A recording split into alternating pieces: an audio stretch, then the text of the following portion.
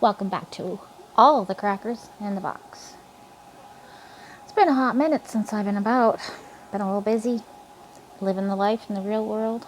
Still crocheting like crazy, but I haven't had time to do a video. I've been sleeping and taking care of children and whatnot. So, what's happening, my crochet friends? Hopefully, lots of good stuff. Oh, new yarn. I know, depressing. Some fun finishes, though. Some fun finishes.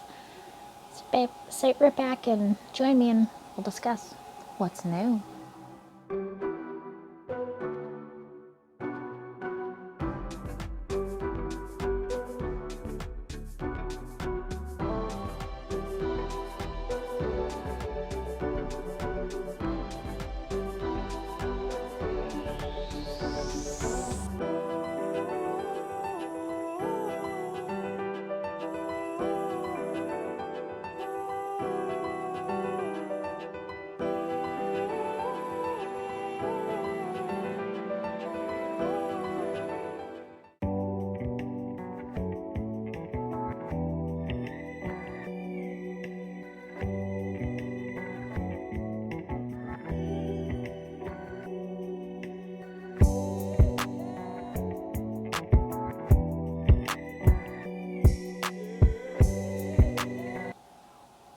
Hi there. Good to see you. Glad you joined me. So, it's finally done. I'm done my mother's shawl. It's beautiful. Stunning. Stunning.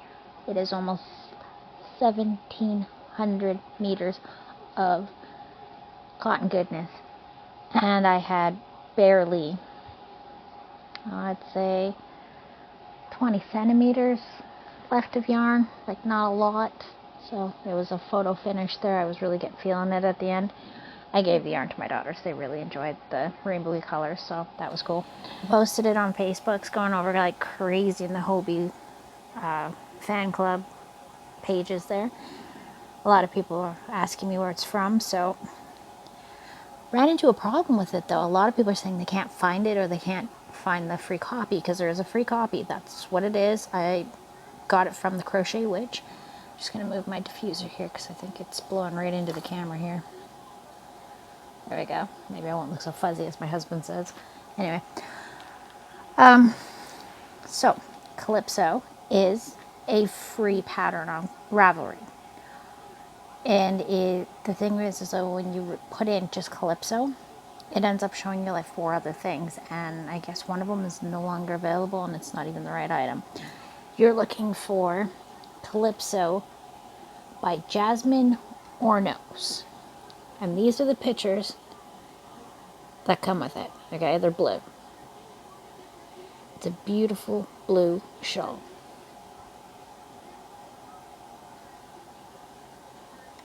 Stunning. Gorgeous piece of work. Turned out amazing. Absolutely love it. Mine's a lot bigger though, so it didn't quite end the same. Looking at it here. Yeah, mine did not end the same. Not at all. But that is okay.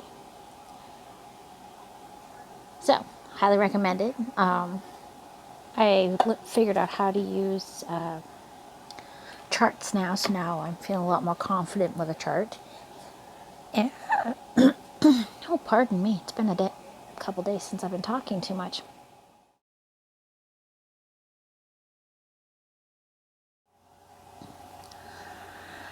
Okay, so finish a giant project. We're gonna start our snoods because they're gonna be quick, easy, just mesh, easy to go. I'm not gonna go with anything crazy, even though I've seen some really fun designs.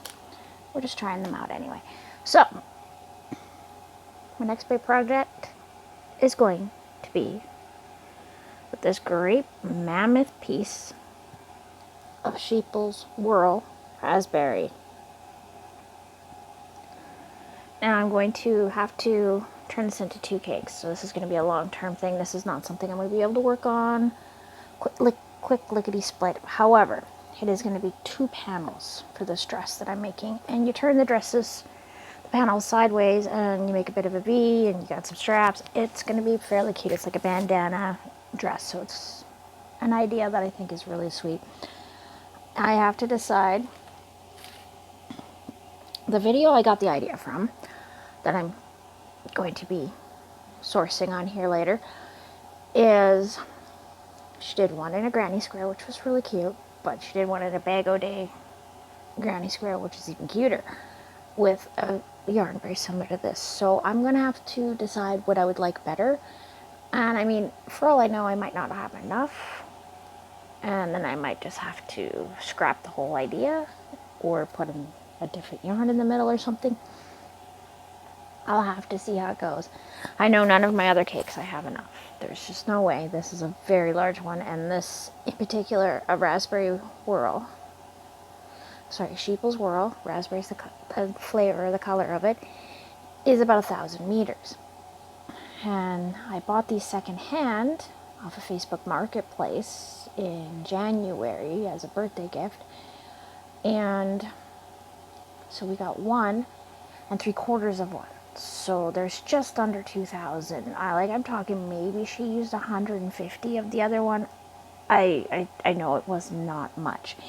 This is a huge ball that I put the two together by hand, and yes, it's one of my first attempts of handheld cakes. I know a little bit better to do them way thicker now, so I'm going to have to get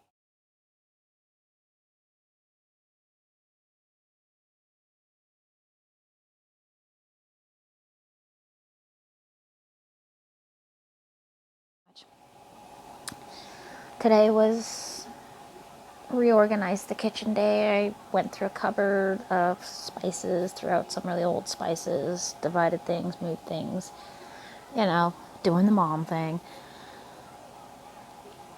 Did a little crochet. Got my first snood most of the way done. This is my model Kenny. Lovely gift from my son, because of course I'm a big South Park fan. But this is our first snood in our cottons that my mother picked up here. So I started with red, and this is for my tiniest. It's hard to see with Kenny. I should have picked someone else, I guess. Here, let's take it right off him for now. It doesn't fit on my head, sadly. So it's a lot of chaining and slip stitches, and it really does take only about 2 hours, give or take. I made this brim a little bit wider for her. I'm debating about making the bow that's supposed to go on top, just so you can see where it, like the top part, it's supposed to have a bow up here for fanciness. But I'm not 100% sure I want to do it. I'm not really liking how it works up, so maybe I'll have to do it in the red. I was going to do it in this yellow, but the yellow is a little bit fighty. It does not like my crochet hook, which, are you kidding me? So, one of these skeins is 120 feet. This is what I have left. I should have just enough to do that. Now, if I do that, I can't do my mom's full one in a red. So she says that's fine, because her and baby have the same color that they love. I have this gorgeous yellow. And the company again, this came from the Dollarama here in Canada. And it is Crafter's Closet yarn. So 120, all cotton. I've got these gorgeous colors. Like this red is really pretty, really nice to work with. The yellow I wasn't too happy about working with, and I haven't even started with the green yet. The next one I'm doing is going to be for the middle child. We have 3 of these variegated. 2 of them really go together, and 1 of them does not. See if I can see it in the camera very well, which is which. Yeah, I think it's this one. It doesn't have as much of the dark purple. It's a little more muted. I think it's supposed to be the same one, but it just seems to be kind of a one-off, not so great, which is fine, because then we don't just mix it with the one for me, the only blue they had, so hey, I'll take it. I love blue. So I am getting on the snoods. It's been a lot of fun. The pattern I've gotten from YouTube from the Vintage Crochet, and it's the 1967 snood. And it's just that you put it on your head to wear as you go to sleep, so you don't end up with like super tangled hair, or if you're curly hair, you can sleep on it and it's not as likely to become a matted mess on your pillow. We're trying them out, seeing how well they work. I might have to put ribbons in, which is fine because the band is actually single crochet, chain one, single crochet, chain one, skip one, that kind of thing. So you'll have a spot where you can weave through a string or a ribbon if you wanted to do that to make sure that it's a little bit tighter. So I'm just trying to think of ways I could tighten it because I don't know if this one's going to stay on my baby's head, but I think it's just something she's going to wear once in a while just to feel cool. And after 3 long days, taking it to the beach, getting all tangled up, the whole 9 yards, my sheeples is now 2 sheeples. This one looks a tiny bit bigger, but this one is a lot thicker. So by doing them by hand, you can kind of see where I had the toilet paper rolls. You pull them out when you're done, and you slip this beginning piece through a slit on the top of the toilet paper. You just kind of do an S shape. Just keep going up and down, up and down, up and down to get this very similar shape to an actual winder. I don't have a winder at the moment, so unfortunately I had to do this by hand. It took me about 3 days, but I was also trying to color code it, mix the colors properly, because I want the dress I want to make is a giant granny square, right? 2 pieces. You sew them together, good to go. Bada bing, bada boom, on your way. I'm intrigued by the thing, even if it just turns out to fit me like a longer tank top, I'm totally fine with that too. I mean, I don't expect everything to work out exactly the way I want it to, even though that would be wonderful. So my mother-in-law, she wanted to let me know that the shawl I made her is something she really, really likes. She says that she keeps her house fairly cool, and at night when she's reading in bed, she likes to put it over her shoulders while she's reading instead of having to try to figure out, put a blanket on the top and the bottom, wrap yourself up like feel absolutely weird in the middle of summer, wrapped up head to toe. And it's a nice little light throw, feels really good. Super happy to hear that she's using it. That's all I wanted for her, to be able to have it be something functional and feel that she was important enough to have something handcrafted for her that's just for her. So that made my day. I was very happy to hear that, and to know that my mom, last 3 mornings I come out, she comes out of her room, sits down to have her tea. She's got her brand new shawl wrapped all over her, and that's all I wanted from my mom. So I'm happy. I made 2 mummies. Very happy with my crochet, and yeah, I'm getting better, a little neater, a little more uniform, which is great, because of course now that I'm using that ring, I am finding my tension is staying spot on throughout the whole piece instead of it becoming tight or too loose near the end. You get to the end and you're all like becoming lazy a little bit, and you start loosening up. The ring actually has kept my tension at a really, really good pace, which is great, and I'm really happy with that. So I've been using it with everything. I've got 2 of them, and of course I got the really cute kitty one that decided to snap. Let's just take a little peek, because I haven't looked at it in like a week.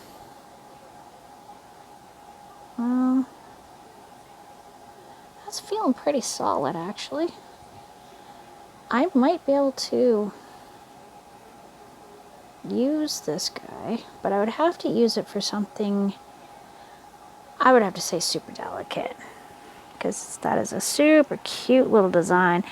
But right here is where it snapped, because I fell asleep with it on, and I think it got caught on my pillow. And that's really unfortunate, because I mean, it's really comfortable, and I really liked the black cat. Even if I didn't use it as a yarn ring, I liked the design. But I'm a sucker for fun jewelry. I love my jewelry, and with my children being as young as they are, I haven't been able to wear a lot of my best pieces or favorite things. Like, I've got a ring that does up here and has a chain that connects to the one there. That would make an excellent yarn ring, being that you can weave it in and out. Problem is that if my daughters see that, they are never going to let it go. They are going to be all about, Mommy, let me see the ring. Mommy, let me see the ring. And it's super, super fine and delicate. And I've had it, a good 20 years now, and I take very good care of it. It is put away right now, and it is not mixed with other things. It is actually in a separate box within my jewelry domain. We'll say domain. I used to sell jewelry for 5 years, so I have some pieces here. And my mom had been seeing a guy, and he was selling jewelry. She ended up with a lot of his stuff. He just suddenly decided he didn't want to go around traveling and selling jewelry anymore. So he's like, here, take all my stuff. I know you girls like jewelry. So I've got jewelry, and I'm not sure what I want to do with it, being that some of them are just absolutely amazing. Like, I'm talking a bag like this of lapis lazuli chunks. Unfortunately, I need to get a Dremel to make holes in them, because other than that, they're just kind of sitting there. They don't have any holes, so I actually have to finish them off that way, and I've yet to find a Dremel. And when I do, I'm going to be super, super worried that I'm going to wreck them, because they are so pretty. They have so much silver etching and gold etching them. Oh, mind-boggling. I get really nerdy about rocks. I love semi-precious stones. I think they're amazing. There's so many beautiful ones out there, and they are all so unique, and I really enjoy seeing different ones all over the place. Like, even if they aren't mine, I love seeing stuff online, like just other people wearing them, sales, people selling them and stuff like that. I'm just like, oh, I just want to look at your pictures of your gorgeous ones. The pictures where people have like 15 rings on their hands, and they've got like all these moonstones, and they're all so full of fire, and my brain's just oh, pretty. Oops. Yeah, I like multifaceted, shiny stuff. Not a big fan of opals, though, surprisingly. We have an opal mine near us, and it's got some gorgeous opals. It just doesn't hit me the same way as like a big chunk of greenish blue and purple labradorite, which is absolutely breathtaking. Personally, I love the blue chalcedony, and I have a full set in that. I've got a gorgeous teardrop. I've got a giant diamond shaped, and it's a large ring, and a matching bracelet that has about five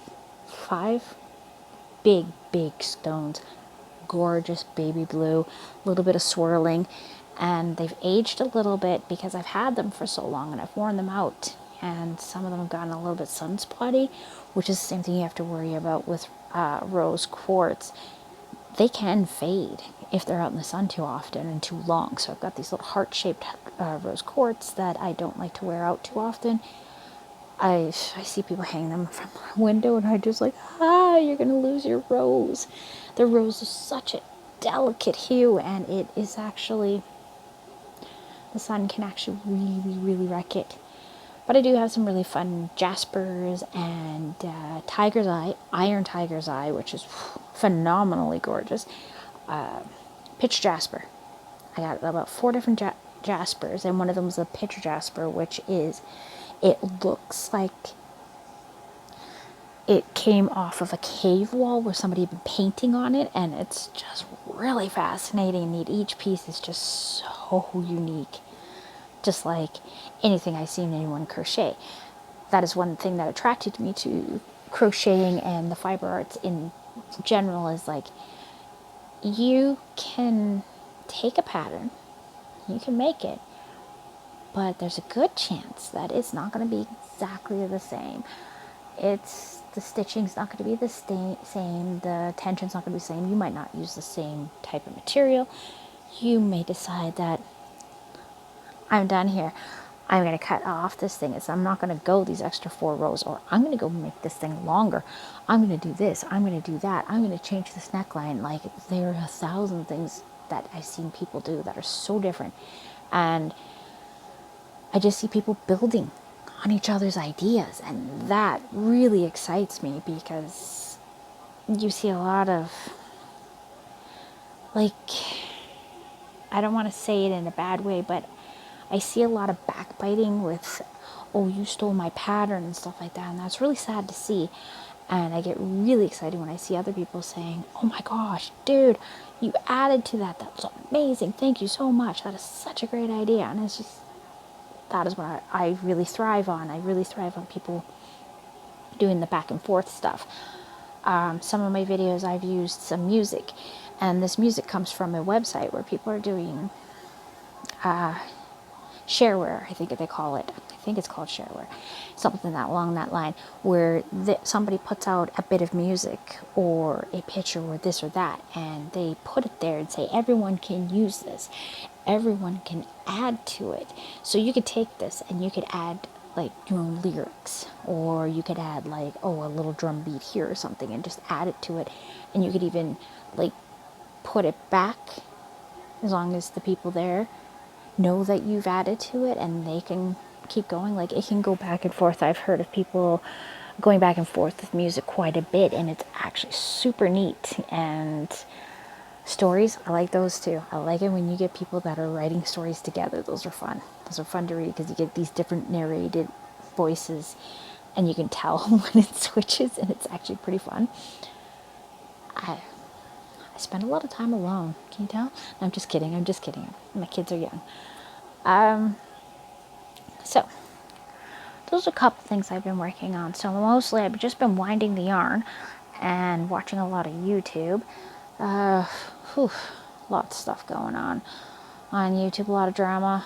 Not in a bad way. Just a lot of like, oh, my heart goes out to you, lady, and you, and you. I've been watching a lot of smaller channels and some of the bigger ones. Wondering where some of my favorites are and stuff like that, and hoping everybody's doing all right, because it's hot. Everybody wants to do the thing. Maybe people are on vacation. Hopefully people aren't anywhere near all these crazy fires here up here in Canada. A little worrisome. Yeah. Well, this has been fun, and I hope to see you again very, very soon. Thanks for joining me here on At All the Crackers in the Box for a little yarn chit chat.